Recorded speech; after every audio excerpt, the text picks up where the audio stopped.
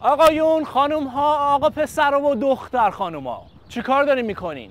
به کجا دارین نگاه میکنین؟ به چی اصلا دارین فکر میکنین؟ آب دستتونه بزنین زمین که از همین لحظه دومین برنامه سیمای آمریکا شروع میشه. طی نیم ساعت آینده ما شما رو به سفر میبریم، سفرهای دور و دراز. با چی؟ فکرش هم نمیتونیم بکنیم. با ناو هواپیماور، با تاکسی، دوچرخه و بالون. در این سفر نیم ساعته با ما همراه باشید.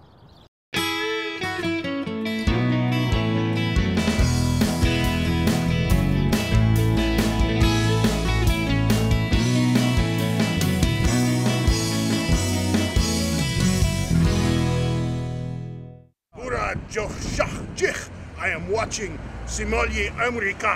کبلا! تا حالا شهری رو دیدین که بتونه حرکت بکنه؟ این شهر آمریکایی 4500 نفر جمعیت داره و دوستم آرش تازه از این سفر برگشته. آرش، اسم این شهر چیه؟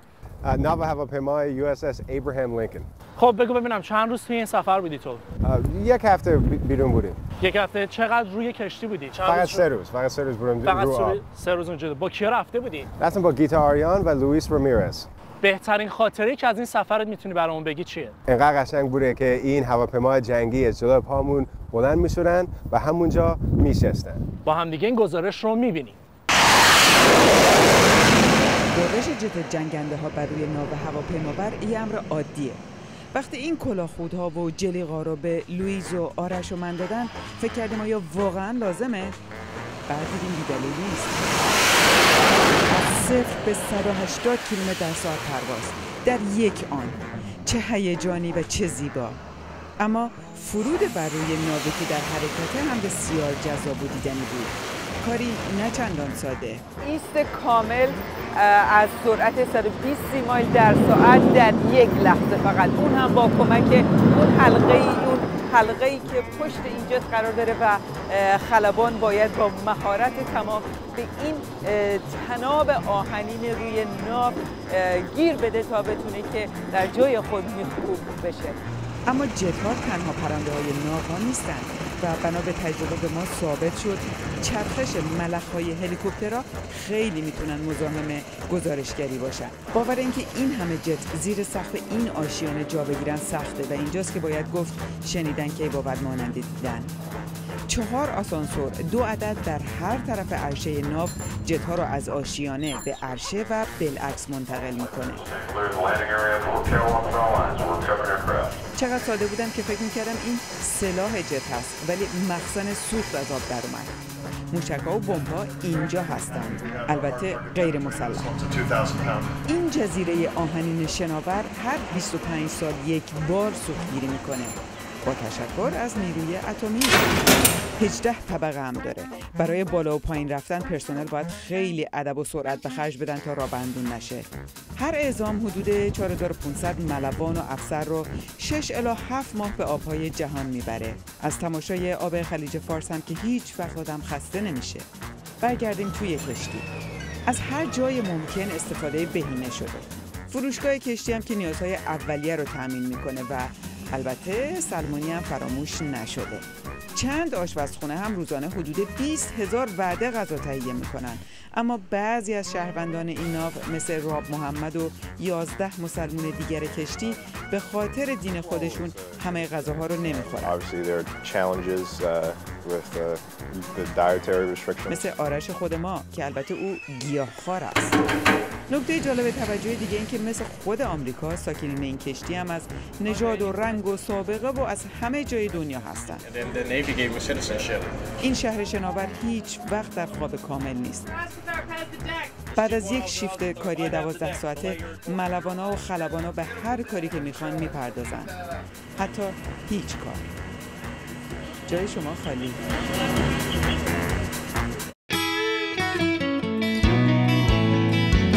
هیچ میدونستید که پرچم آمریکا 50 ستاره به نشانه 50 ایالت و 13 نوار سرخ و سفید به نشانه شورش 13 مستعمره علیه کشور پادشاهی بریتانیا داره؟ جنگ در عراق تموم شده و در افغانستان هم در حال تموم شدنه. ولی سربازای آمریکایی که از این دو کشور به خونه‌شون برمیگردن در سرزمین خودشون باید با مشکلات بزرگتری دست و پنجه نرم کنن. بهشون شهروندان سرباز میگن، کسانی که کار و زندگی غیر نظامی دارن ولی به طور پاره وقت در ارتش هم خدمت میکنن. هزاران نفر از نیروهای گارد ملی و ذخیره آمریکا مثل سرهنگ دوم استیون لیلباک از ایالت ویرجینیا از مناطق جنگی برگشتن ولی در بازگشت نتونستن کاری پیدا کنن. استیو، متاسفانه باید به شما اطلاع بدیم که فعلا پیشنهاد کاری براتون نداریم. لیلباک از تیر ماه که از عراق برگشته دنبال کار میگرده. او که از زنش جدا شده و 4 تا بچه داره، از اون وقت تا به حال فقط 1 بار برای مصاحبه کاری دعوت شده. خیلی سخته. فکرشو هم نمی‌کردم که این همه وقت بیکار باشم. پس اندازم داره تموم میشه. اگه برگشتی مالیاتی که به دولت دادم ماه دیگه دستم نیاد، پول کرایه خونم رو نمیتونم بپردازم. به جز اون پول دیگه‌ای ندارم. نرخ بیکاری در آمریکا 8.3%، اما واحدهای گارد ملی سراسر کشور اعلام کردند که میزان بیکاری سربازان از جنگ برگشته 20% و در بعضی واحدها 50%.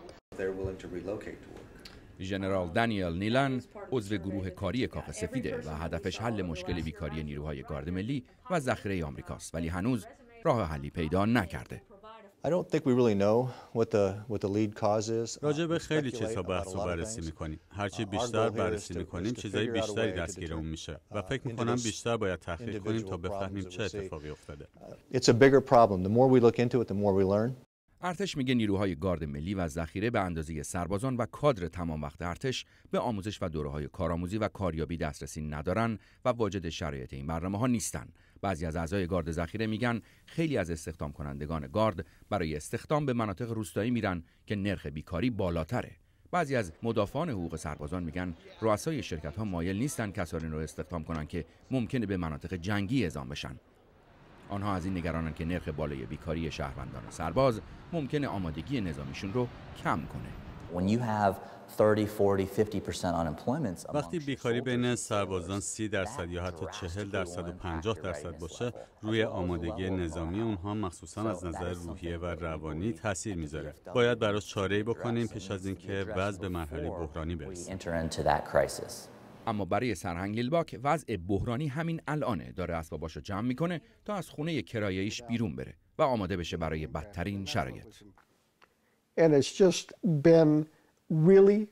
خیلی سخته وقتی این همه وقت گذاشتین، این همه تلاش کردین که کار درست رو انجام بدین. واقعا خیلی سخته که بعد از این همه حتی عزت نفستون هم زیر پا گذاشته بشه.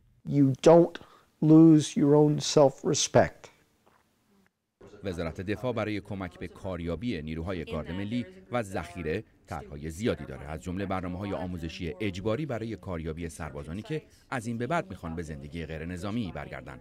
اما مدافعان حقوق سربازان میگن این اقدام کافی نیست، لااقل برای سرهنگ لیلباک و چندین هزار عضو نیروهای گارد ملی و ذخیره که چند وقتیه از جبهه‌های عراق و افغانستان برگشتن. علیرغم فعالیت‌های وزارت دفاع و برنامه‌های آموزش اجباری، سازمان‌های دولتی و خصوصی در نیویورک برای حل مشکل بیکاری و بیخانمانی سربازان آمریکایی به فکر راه حل اساسی تری هستند. مقام‌های نیویورک میگن 2000 سرباز جنگی آمریکا در این شهر بیخانمان هستند. بعضی از ارتشی‌های سابق میگن بیخانمان‌های نیویورک 2 برابر این تعداد هستند. سازمانی به اسم مأموریت امداد نیویورک به بیخانمان‌ها کمک‌های موقت میده. بودجه این سازمان عمدتاً از کمک‌های مردمی تامین میشه. این ساختمان 100 تخت خواب برای بیخانمان‌ها داره که هر شب پر میشه. عده زیادی از افرادی که اینجا میان تا شب رو به صبح برسونن، مردای مسن و مجرد بی‌بضاعت هستند و بیشترشون قبلاً سرباز جنگ ویتنام یا جنگ‌های عراق و افغانستان بودند. یکی از این بیخانمان‌ها والتر هرناندز هست که 24 سال در ارتش خدمت کرده. زندگی بدون سرپناه خیلی سخته. هر روز باید دنبال غذا بگردی، دنبال یه جایی برای خوابیدن باشی. و هر روز تعداد بیخانمان‌ها بیشتر و بیشتر میشه، مخصوصاً بین سربازای جنگی.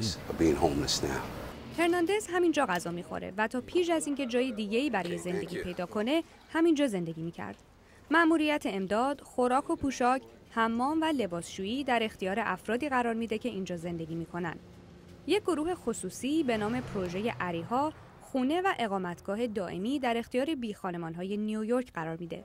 این ساختمون 56 واحد برای زنها و مردها داره. توی هر واحد یک آشپزخونه، تخت، حموم، کمد و اتاق نشیمن هست. لری فاولر، سرباز جنگ عراق، ساکن این ساختمونه. به نظر اون بیرون اومدن از پناهگاه بیخانمان‌ها یک تحول بزرگه. اینکه یه فضایی از خودتون داشته باشین مقدمه همه کارهای دیگه‌ایه که می‌خواین بکنین. چه بخواین دنبال کار بگردین، به تحصیلاتتون ادامه بدین یا با دوست و فامیل رفت و آمد داشته باشین. توریلیون، مدیر اجرایی پروژه اریها، میگه باید به نیاز سربازای جنگ عراق و افغانستان به مسکن توجه خاصی بشه. وقتی خونه و زندگیشون رو از دست میدن، سیل مشکلات بهشون هجوم میاره. هدف ما اینه که جلوی بیخانمان شدن یه نسل دیگه از سربازای جنگ رو بگیریم. در محله برانکس نیویورک، توی خیابون خلوت در یک پارکینگ خالی، تلاش دیگری داره صورت میگیره. شرکت بریج گاردنز داره با بودجه‌ای که دولت فدرال و دولت ایالت نیویورک و بانک‌های خصوصی در اختیارش گذاشتن، 17 واحد مسکونی برای سربازان جنگ میسازه. اصلاً قابل قبول نیست افرادی که برای آزادی ما مبارزه کردند وقتی از جنگ برمیگردن برای داشتن یک سرپناه مبارزه کنند، برای اینکه غذایی سر سفره خانواده‌شون بذارن و به بیمه درمانی دسترسی داشته باشند بخوام بجنگن. مدافعان حقوق بیخانمان‌ها میگن سربازان جنگی با مسائل منحصر به فرد و طولانی مدتی روبرو بودن و لازمه که برای تامین خونه و کار برای اونها اقدامی فوری انجام بشه. هیچ میدونستید که پیرترین درخت زنده در آمریکا با 4843 سال عمر در کالیفرنیا است؟ حالا میریم به شهر نیوورلیان یا اونجوری که خود آمریکایی‌ها میگن نیو اورلینز. بقیه ماجرا را از خود طلا هادوی بشنوید. فصل کارناوال یکی از پرطرفدارترین مواقع جشن در سال در تمام دنیاست. در شهری مثل ریو د ژانیرو در برزیل یا در جزیره ترینیداد و توبیگو در جزایر قناری مردم کلی پارتی میکنن.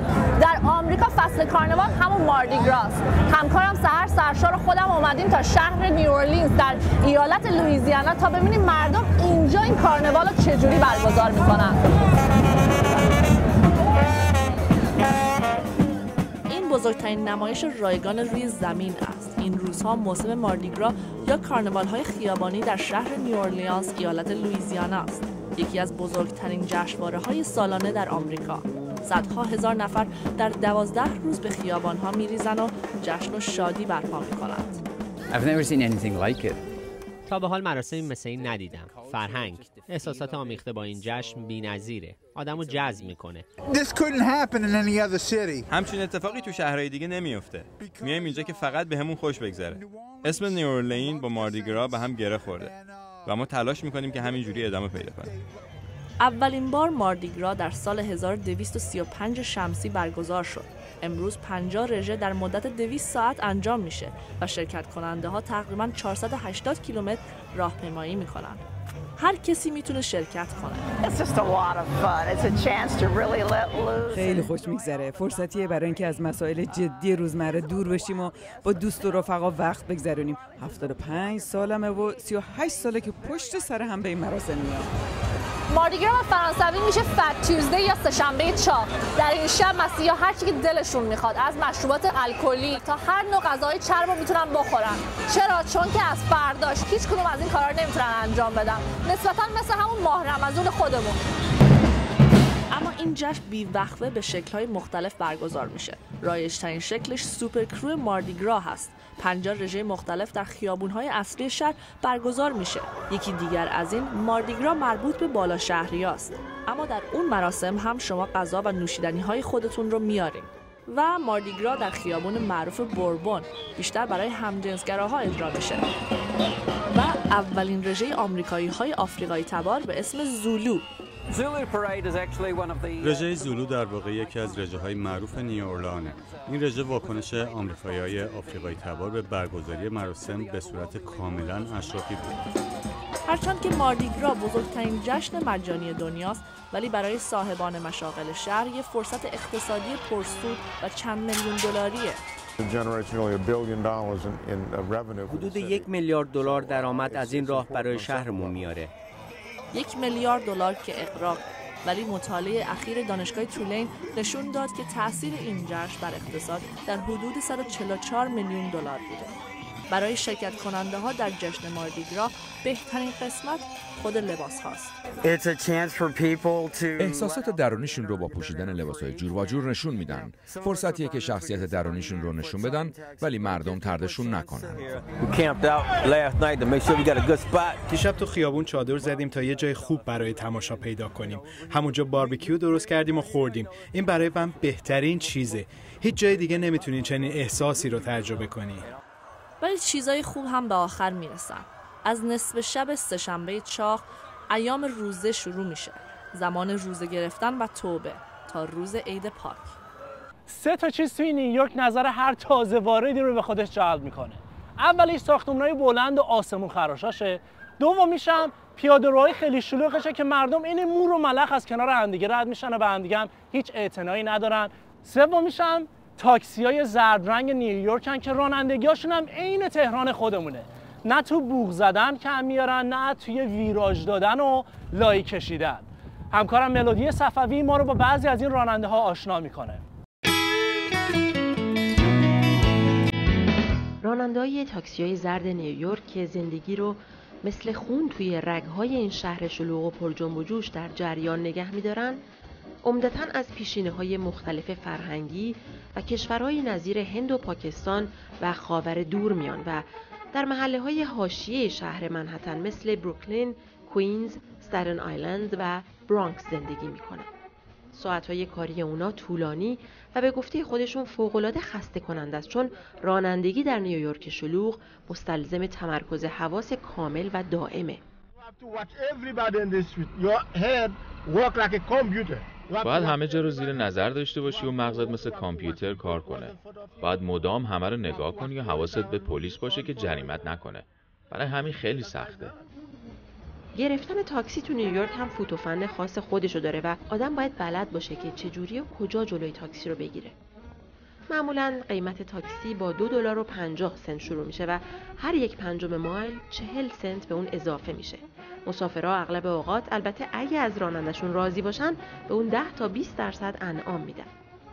امروز اکثر تاکسی‌های زرد نیویورک دارای یک تلویزیون کوچیکن که اخبار محلی و گزارش‌های سرگرم کننده رو به طور مکرر پخش میکنه. مسافرها همچنین میتونن از طریق اون اخبار هواشناسی یا نقشه شهر رو برای پیدا کردن مسیر مورد نظرشون دنبال کنن. یکی از ویژگی‌های دیگه تاکسی‌های زرد امکان پرداخت با کارت‌های اعتباریه. زمانی که این شیوه پرداخت به راننده‌ها معرفی شد، بسیاری از اونها با این موضوع مخالفت کردند و حتی دست به اعتصاب زدند. اما طولی نکشید که متوجه شدن نه تنها کار اونا رو مخصوصاً با توریستا راحت‌تر میکنه، بلکه حتی میزان پرداخت انعام از طرف مشتری‌ها رو هم بالاتر میبره. خیلی‌ها از بداخلاقی و رفتار خشن راننده‌های نیویورک شکایت دارن، اما چیزی که مردم کمتر به اون توجه میکنن شرایط سخت کاری راننده‌ها و خطراتیه که اونا از صبح تا شب با اون مواجهن. هیچ کس به راننده تاکسی احترام نمیذاره. من یه بار همینجا جلوی همین ایستگاه وایساده بودم که یه تاکسی دیگه سر مشتری با من دعوا شد و تو صورتم توف کرد. بعدم پلیسا دنبالتن تا جریمت کنن چون شهرداری به این پولا وابسته است. امروزه گفته میشه که بیش از 12,000 تاکسی زرد با مجوز توی خیابونای نیویورک مشغول کارن، اما پدیده جدیدی هم به ترافیک نیویورک اضافه شده که در واقع نوعی جذابیت توریستی محسوب میشه.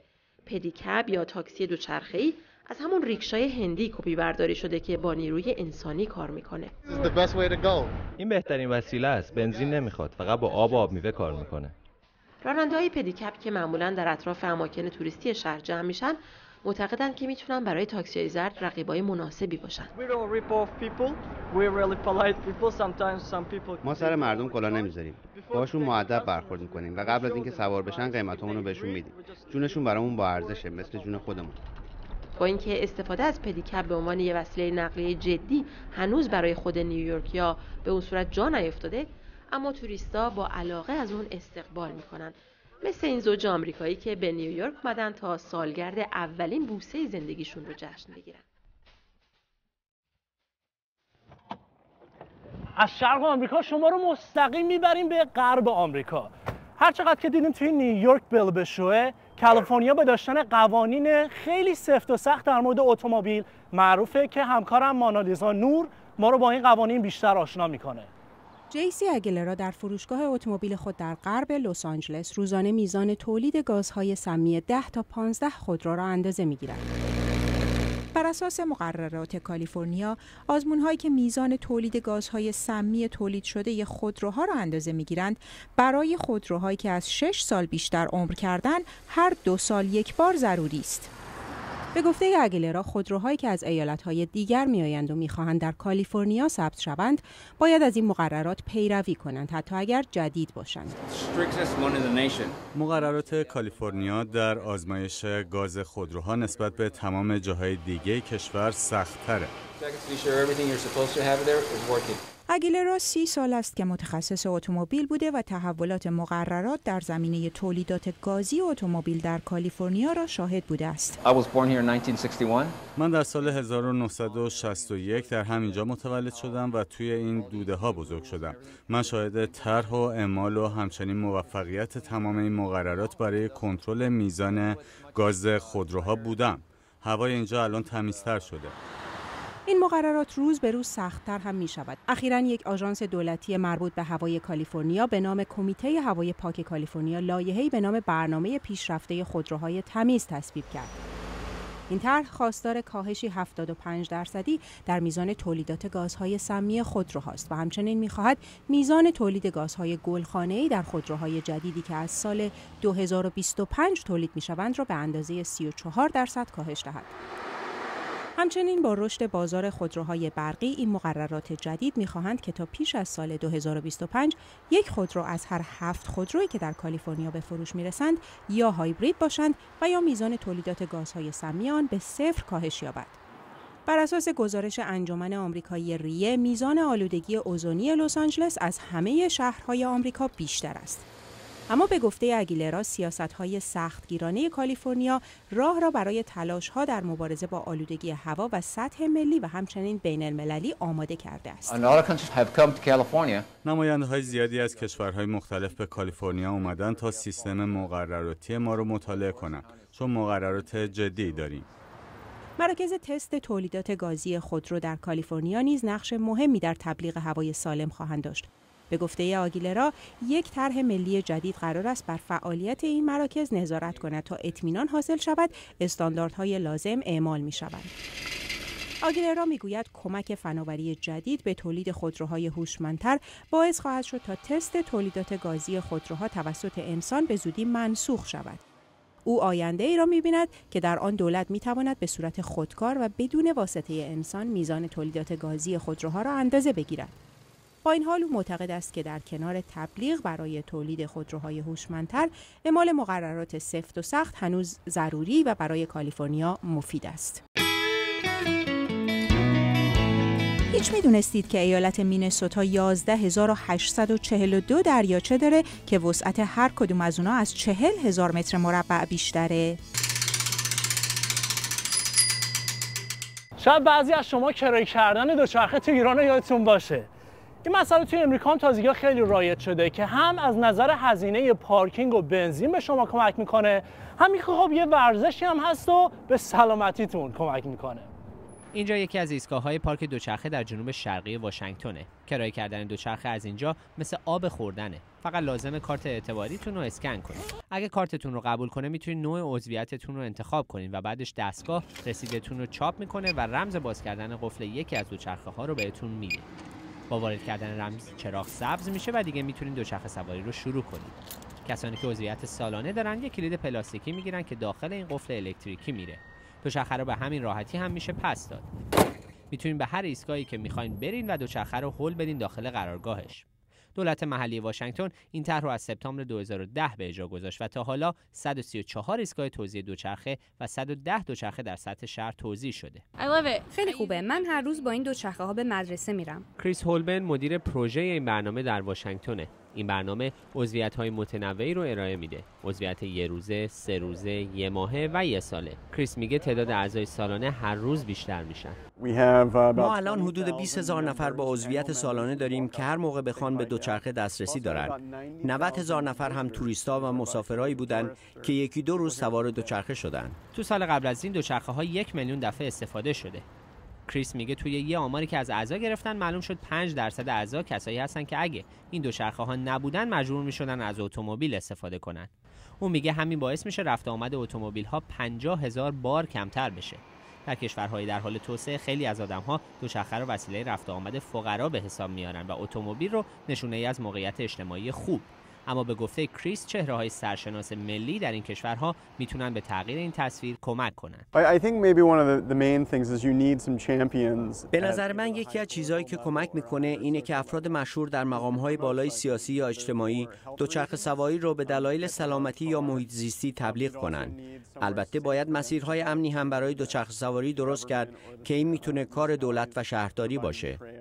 دو منطقه دیگه در حومه واشنگتن یعنی مونتگومری در ایالت مریلند و الکساندریا در ویرجینیا هم قبول کردن به این طرح بپیوندن. این باعث میشه تا آخر سال 2012 تعداد ایستگاه‌ها به 288 و دوچرخه ها به 2800 برسه. گشت و گذارمون رو با بالون بر فراز یکی از شهرهای آمریکا به همت همکارم تانیا دربند به پایان میبریم.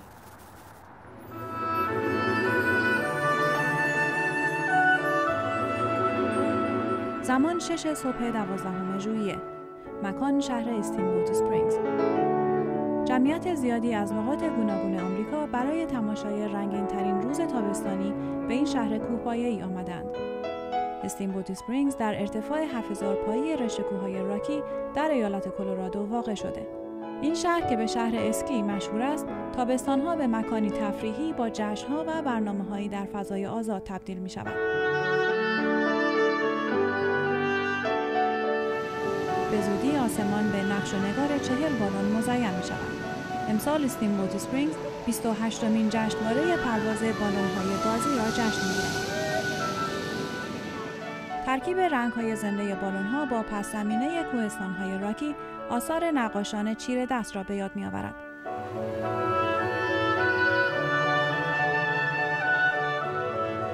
کوچک و بزرگ از تماشای آماده شدن بالون‌ها و پروازشان در آسمان لذت می‌برند.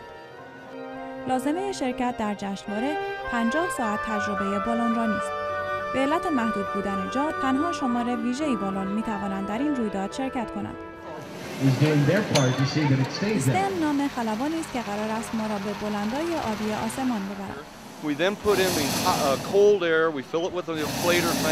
او میگوید نخست بالون‌ها را با هوای سرد پر می‌کنند.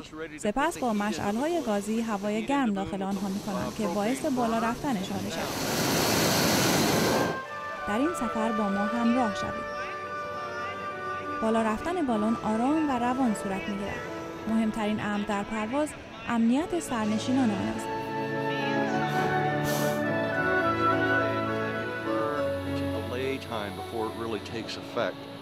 هر پرواز بسته به شمار سرنشینان، اندازه بالون و میزان وزش باد متفاوت است.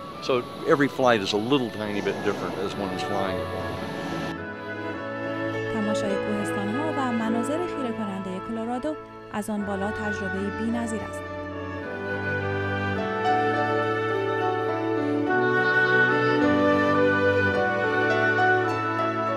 افرادی که برای دیدن آسمان رنگین آن روز آمدند، با سرنشینان گفتگوی کوتاه و دوستانه رد و بدل می‌کنند.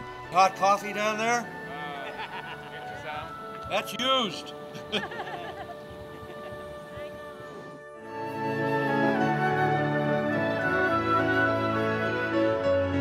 پرواز ما 90 دقیقه به طول انجامید.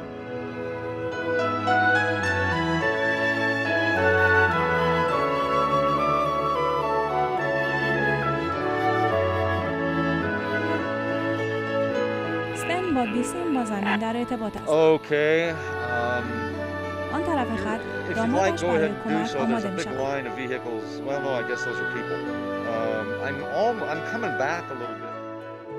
فرود با مهارت انجام گرفت. به گفته استن رسم است که به سلامتی سرنشینی که نخستین بار بالونرانی را تجربه کرده شیشه شامپاین باز کنند. نوش. خب این بود دومین برنامه سیمای آمریکا و امیدوارم که خوشتون اومده باشه. منتظر ایمیل ها و نظرات شما برای هرچه بهتر کردن برنامه خودتون سیمای آمریکا هستیم. آدرس ایمیل ما simaiamerica@voanews.com و به صفحه فیسبوک ما هم حتما یه سری بزنین. آدرس اون هستش www.facebook.com/ و یا خط مورب سیمای آمریکا. تا برنامه دیگر، شب و روزتون خوش.